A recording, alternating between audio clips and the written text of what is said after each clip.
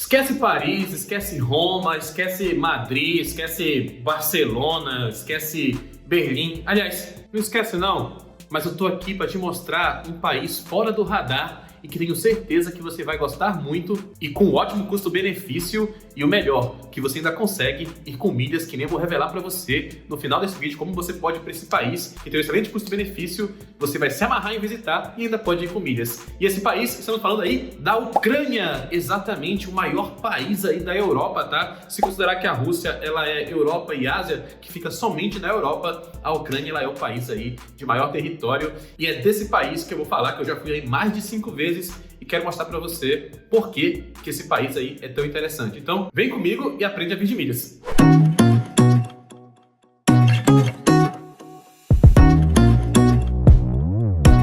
Primeiro, onde é que fica a Ucrânia, né? A Ucrânia ela fica no leste europeu, entre o Mar Negro e a Rússia, assim, bem ali no meio entre os dois, espremida assim, né? O editor vai colocar aí o mapa depois. E a Ucrânia, você não precisa de visto como brasileiro para poder entrar na Ucrânia, tá certo? Você chega no aeroporto e recebe aí a permissão, segundo a política migratória vigente, de ficar 3 meses na Ucrânia sem necessidade de visto a cada período de 6 meses, tá certo? Se você pensar, esse é o mesmo tempo que um brasileiro pode ficar sem visto na União Europeia e o mesmo da Rússia também. Então você poderia, por exemplo, se quisesse morar 3 meses na União Europeia, em algum país da União Europeia, depois 3 meses na Ucrânia, caso você seja nômade digital.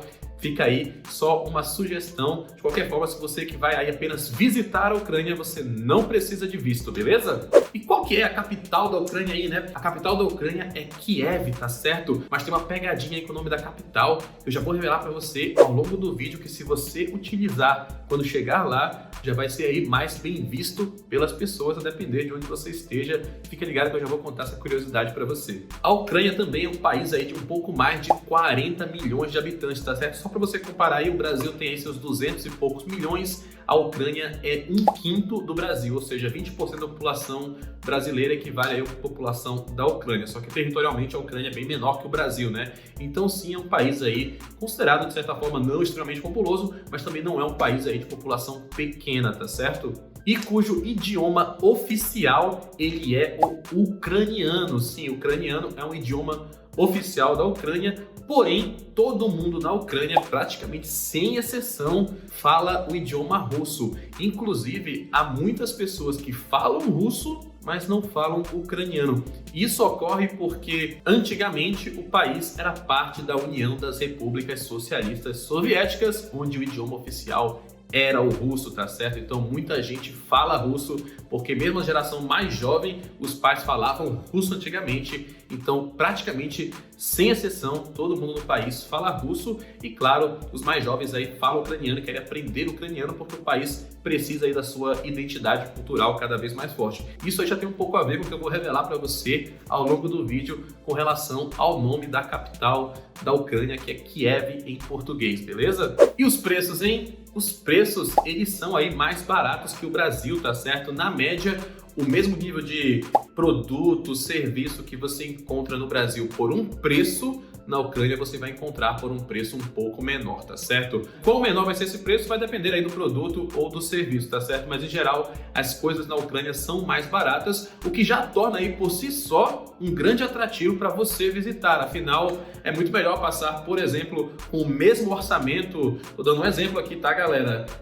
2, 3 semanas na Ucrânia do que 3, 4 dias em Paris, por exemplo, pelo menos na minha opinião.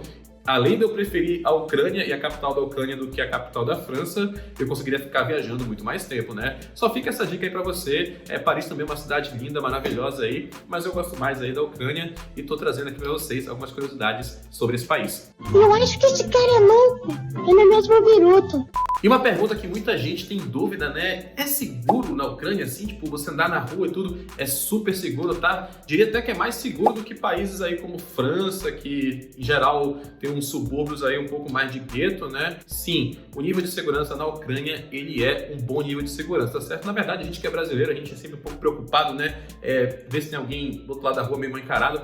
Na Ucrânia costuma ser bem tranquilo você está. Claro, deve ter aí um bairro mais afastado, dentro de alguma cidade que pode ser que ofereça algum tipo de problema, mas em geral, quando você que é turista vai estar visitando lá as partes mais turísticas do centro da cidade, os restaurantes ali que ficam próximos do centro da cidade, as atrações, para você vai estar super tranquilo. E pelo menos na minha experiência, quando eu digo tranquilo aí tanto de negócio de assalto à mão armada, esse tipo de coisa, como aqueles batedores de carteira, tá certo? Me sinto aí super seguro em Kiev e em outras cidades que eu já visitei. Ao contrário aí de Barcelona, onde você tem que estar o tempo todo olhando aí se não tem alguém querendo meter a mão no seu bolso, esse tipo de coisa, beleza? Então fica aí, em termos de segurança, a Ucrânia é bastante segura. E a comida, hein? Será que a comida é boa? Cara, o que é a comida da Ucrânia? Vocês têm ideia? Aliás, muita gente que está assistindo esse vídeo deve ter essa ideia sim, porque existe uma comunidade de ucranianos e de polacos, tá? Pessoas aí que vieram da Polônia também,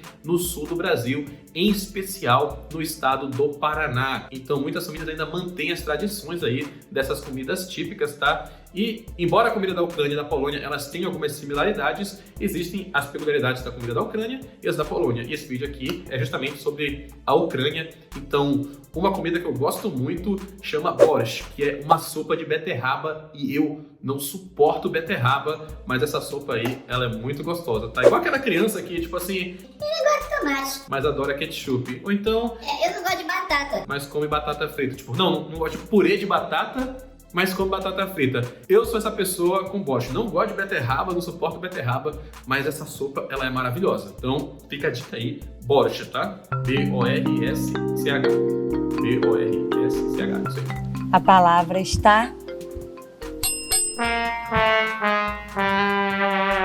Outra parada que é muito conhecida lá é algo chamado varenik, né? Que é tipo como se fosse um dumpling, né? Tipo um pastel meio úmido, assim. Não é bem um pastel, porque o pastel ele é frito, ele fica sequinho, mas assim, é como se fosse algo que você tivesse um recheio e você enrola numa massa. E esse varenik é o típico da Ucrânia, assim como na Polônia existe o pierogi, na Ucrânia existe o varenik. Outro prato muito comum lá, o que eles chamam de chicken Kiev, né? Que é o frango Kiev lá, que é o frango Kiev, que é basicamente uma coxa de frango recheada de peito de frango e um pouco de queijo também, empanada, que pra mim parece mais uma coxinha gourmet, mas é algo também que vale a pena você provar. E claro que tem aí muitos outros pratos, beleza? Mas esses três aí eu diria que são os três principais. E você pode aí consumi-los em diversos restaurantes, porque as principais cidades da Ucrânia têm aí excelentes restaurantes, tá? E voltando um pouco na história que eu falei do preço, tá? Que eu falei que a Ucrânia, ela é de fato um país mais barato que o Brasil. Sim, mas faltou falar qual que era a moeda, tá? Um pouco difícil de pronunciar. O nome da moeda da Ucrânia é grivna, tá certo? Pode falar desse jeito mesmo, é um nome estranho, grivna. A taxa de câmbio, ela varia aí com relação ao real. No momento que eu gravo esse vídeo, mais ou menos R$1 equivale aí a 5 grivnas, tá certo? Pode ser que quando você esteja viajando, você tenha uma taxa de câmbio diferente, é só você colocar lá no Google BRL é a sigla do real, PO em inglês, né, para UAH, que é Ukrainian Hryvnias em inglês. E aí você vai ter a conversão daquele momento para você ter uma boa ideia de como isso vai se basear. E falar dessas curiosidades, né, que roteiro que você poderia fazer na Ucrânia, tá? O brasão da Ucrânia, que tá aparecendo agora aqui no vídeo, ele tem aí essas três pontas, como você pode ver, e elas representam aí as três principais cidades ucranianas. Kiev, que é a capital, Odessa, que fica às margens do Mar Negro, e Lviv, que é a capital cultural da Ucrânia. Então, quando você for visitar a Ucrânia, se você tiver um pouco mais de tempo e for aí, por exemplo, no verão, recomendo muito que você visite Odessa. É um destino muito popular lá, tem ótimas opções, tanto de cultura mesmo, como também de praia e vida noturna, tá certo? Então você vai gostar sim de Odessa. Além da culinária que eu falei, vai ter também uma culinária relacionada aí, obviamente, ao Mar Negro, tá?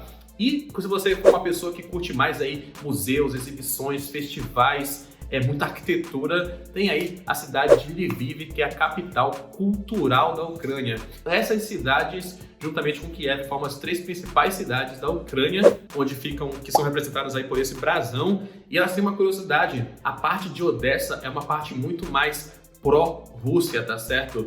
Lá em Odessa você vai ver as pessoas falando muito mais russo do que ucraniano, eles são bem de boa assim com relação à Rússia. Já em Kiev você vai ver algo meio 50% tipo pró-Rússia, 50% não suportam a Rússia.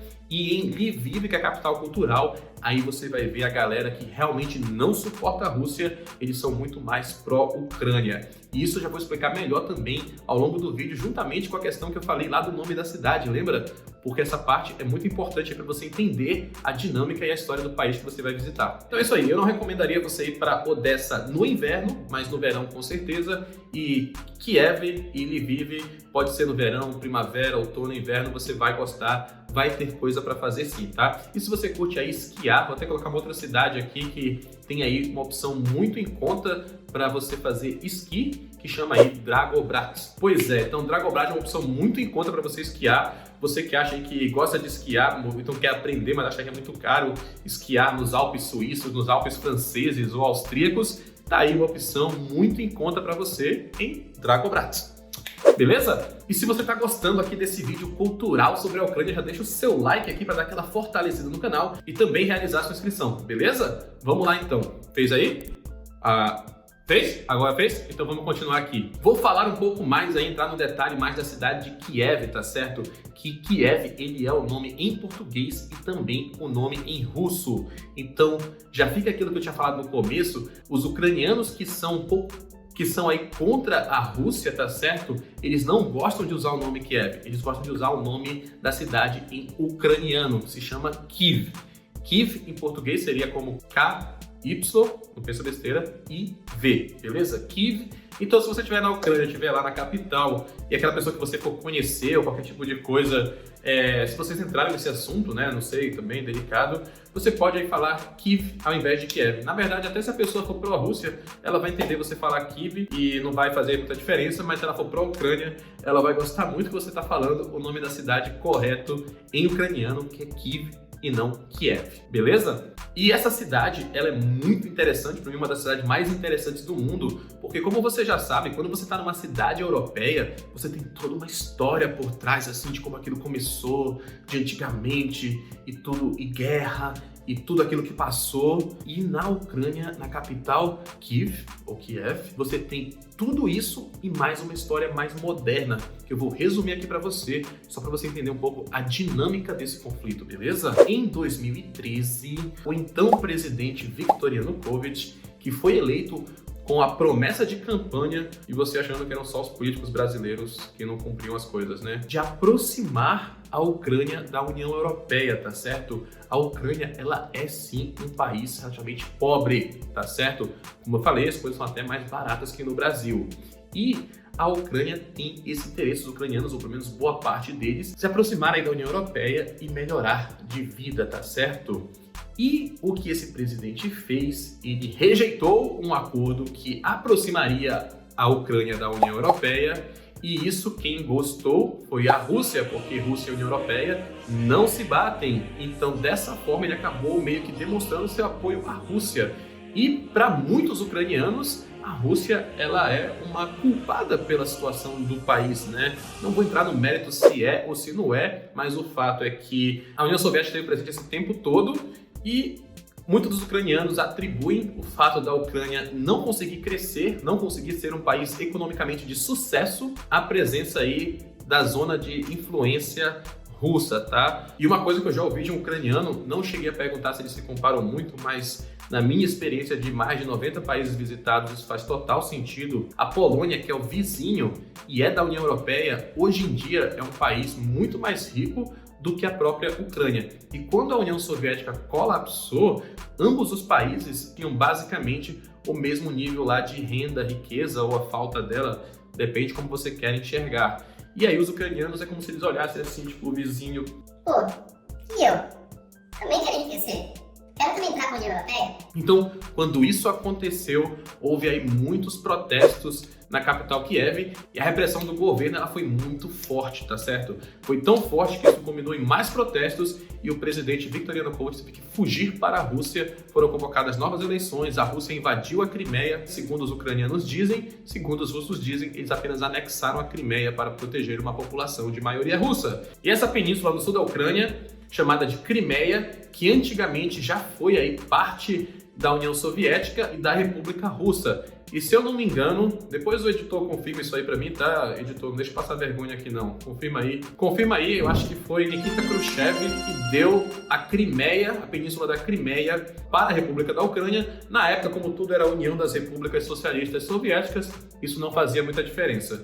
E a Rússia foi lá e anexou esse território, ou invadiu, a depender de quem conta a história, por interesses aí econômicos, geopolíticos, desencadeou uma guerra entre os dois países e diversas sanções, tá? Não é uma guerra bem assim, militarmente falando, entre um governo e outro, as sanções sim, entre um governo e outro, mas uma guerra muito entre rebeldes de um lado, de outro, exército de um lado, de outro, tá certo? Em todo esse caso, muitos ucranianos hoje em dia são extremamente contra a Rússia, e alguns gostam da Rússia. Então, de certa forma, você tem um país aí um pouco dividido. Te lembra alguma coisa? Nessa questão. Você tem uma capital de Kiev aí 50% pró-Rússia, ou pelo menos que não é contra a Rússia, e outros 50% que é totalmente aí pró-Ucrânia e quer aí cada vez mais a Ucrânia próxima da União Europeia. Toda essa história que eu te contei agora, que eu acho muito legal, não sei se você se interessa também, está retratada aí em tours para a cidade de Kiev. Você pode fazer tours tanto da parte onde a cidade começou, como dessa parte aí de uma história mais moderna. E isso, para mim, torna a cidade extremamente interessante. Você tá lá vendo coisas que aconteceram centenas de anos atrás e coisas que aconteceram há alguns anos apenas. Isso, para mim, acaba sendo muito impressionante, tá? E Kiev é um lugar muito bom, é uma cidade excelente atualmente, mesmo com esse estado aí de treta com a Rússia. Não existem, por exemplo, voos diretos entre a Ucrânia e a Rússia, mas existe o trem, tá? Entre Kiev e Moscou. Não fala para ninguém que eu te contei isso. Então, se quiser ir de um lugar para o outro, vai de trem, que é mais fácil. Beleza? E aí você tem muitas opções em Kiev, você consegue aí, tipo... Você estaria muito bem localizado se você estivesse hospedado aí perto da Praça da Independência, que a gente chama aí de Maidan Nezalezhnosti, e você vai conhecer aí diversos atrativos, tá? É uma cidade muito interessante, diversas opções culturais, dá até para você visitar o palácio do antigo presidente Yanukovych, que tinha várias coisas aí de ouro e tal. É um passeio muito interessante. Mas o passeio mais interessante, pra mim, pelo menos, só que eu sou um pouco estranho, né? É verdade. Quer dizer, às vezes não.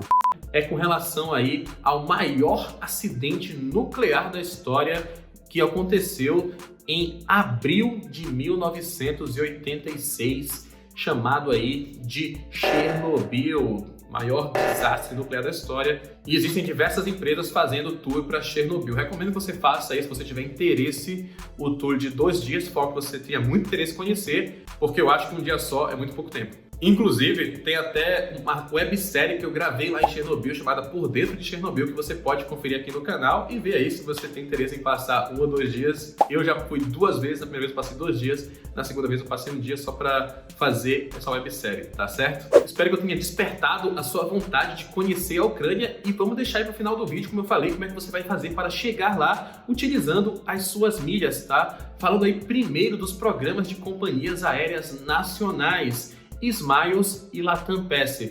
Com o Latam Pass, você consegue utilizar a parceria entre a Latam e a Qatar Airways para poder fazer o voo de Guarulhos para Doha e de Doha para Kyiv. Dá uma olhada aqui numa opção que eu pesquisei de uma data, não tem tanta disponibilidade porque depende de classe tarifária, mas aqui você vê que é um preço, na minha opinião, em milhas, um preço bem razoável para você ir lá para a Ucrânia. E meus alunos do meu treinamento de renda extra que ensina a ganhar dinheiro aí a partir do cartão de crédito usando milhas, sabem disso. Para ir para o outro lado do mundo, esse valor aqui está excelente. Tem uns trechos aí no Brasil para você ir de Manaus para São Paulo que estão esse valor. Já pensou você ir para a Ucrânia? Que maneira mais inteligente de você utilizar aí as suas milhas? Temos também aí opções na Smiles, tá? Acaba sendo um pouquinho mais caro, mas nesse caso aqui eu encontrei muita disponibilidade na pesquisa que eu fiz e o preço em milhas, tá? O valor em milhas foi praticamente o mesmo, utilizando a parceria aí ou da KLM, que é a empresa holandesa de aviação que tem parceria com a Smiles, ou com a Air France, que é a principal companhia francesa de aviação que também tem parceria com a Smiles. E tem a opção com o programa de milhas internacional da companhia que mais tem voos para o Brasil, que é justamente a TAP, Companhia Aérea de Portugal, que é parceira de diversos bancos brasileiros. E a TAP, ela é com a companhia membro da aliança Star Alliance, que também fazem parte aí Lufthansa, que é uma companhia aérea alemã, Swiss, que é a companhia aérea da Suíça, é a companhia aérea polaca LOT, e você pode utilizar as suas milhas do programa Miles & Go da TAP e uma tabela de resgate fixa da TAP para você chegar aí na Ucrânia, por exemplo, via Lufthansa, que é o parceiro, ou então via Suíça, que é o parceiro, fazer o voo Guarulhos. Se for de Lufthansa, seria para Frankfurt, e de Frankfurt para Kiev.